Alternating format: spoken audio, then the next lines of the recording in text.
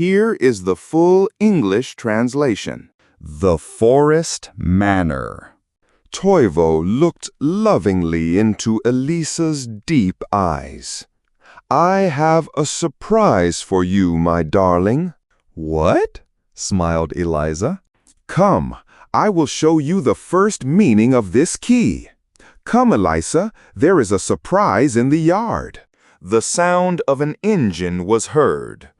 As we stepped onto the terrace of the Black Cup, which was shaped like a blue lily, the moonlight was glowing on Elisa's smiling face. Jack Redwood, Toivo's uncle, drove a shiny red limousine in front of the cafe. The doors opened automatically. Toivo offered Elisa his hand, and they stepped into the limousine. Moonlight shone into the limousine. On the white table, among ice in a container, was rare red wine. "Would you like some, Madame, my angel?" A blue LED candle shone on the table. As Elisa smiled, Toivo poured wine into a glass. The wine tasted absolutely wonderful. "Let's go, Jack. I will show you a secret, Elisa." The car glided along the forest road toward a majestic mountain. "Wait, Jack. Stop the car for a moment." As the limousine doors slid open, the most beautiful sight appeared before us. It was a moonlight-bathed meadow full of white pansies and blue forest flowers. There was a vast amount of small flowers, and their petals shone under the starry sky. A shooting star flew over our heads. Elisa laughed and smiled, grabbed Toivo by the hand, pulled him into the meadow, and kissed him on the cheek. We were right in the grass as we returned to the car. Toivo took a picked blue lily that he had found among the pansies and gently placed it by Elisa's earlobe. We started driving again, heading to a seashore that sparkled from the lights of the sky in the dark night. Behind us, at the edge of the forest, loomed an old, beautiful wooden manor. Lanterns illuminated the road to the manor's massive double doors.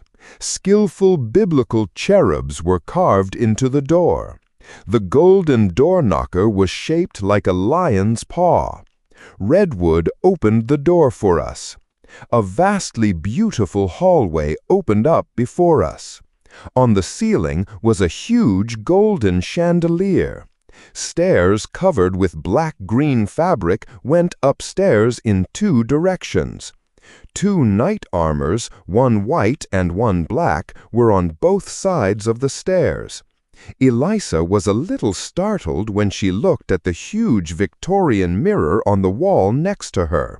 A thunderstorm came upon us, and lightning struck outside, flashing in the mirror. Toivo hugged Elisa and said, "Don't worry."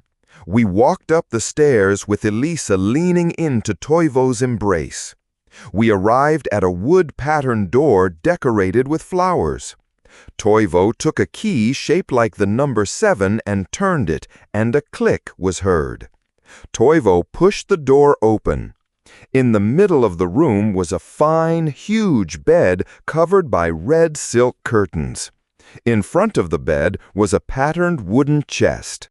"Open it with this, Eliza," Toivo said, and gave her the key. Elisa turned the lock of the chest and opened it quickly. Inside was a silver necklace with a huge emerald. It was like a green, living river of the jungle. "Your eyes are deep and alive. This emerald reminds you of my love," said Toivo to Elisa. Toivo gently put the necklace around Elisa's neck. "This is also the key to your secret Eden." Toivo took a remote control from the table and pressed a blue button. A secret wall opened behind the bookshelf. Behind it was an angel statue with its hands outstretched pleadingly as if for alms. On the wall was the inscription, "Do not neglect to show hospitality to strangers, for by this some have entertained angels without knowing it." The angel statue was made of pale marble. Its eyes were shiny blue pearls. In the outstretched hands was a blue sapphire on the left and a red ruby on the right. In the middle was a place for a green emerald. "Put the jewelry in the middle, my love. One must give up everything to gain eternal harmony." Elisa took the necklace and pressed the stone into the middle of the hands. Singing was heard from angels repeating the words, "Eden, Eden, Eden, your hiding place, your secret garden." The statue suddenly rose along rails into an opening in the ceiling, with the rails also retreating upwards. Immediately behind it was a sparkling fountain made of blue marble. Various fish were carved into the fountain. Purple-red tulips and roses surrounded the fountain. Water drops gently wetted and refreshed Elisa's face. "Toivo," said Elisa.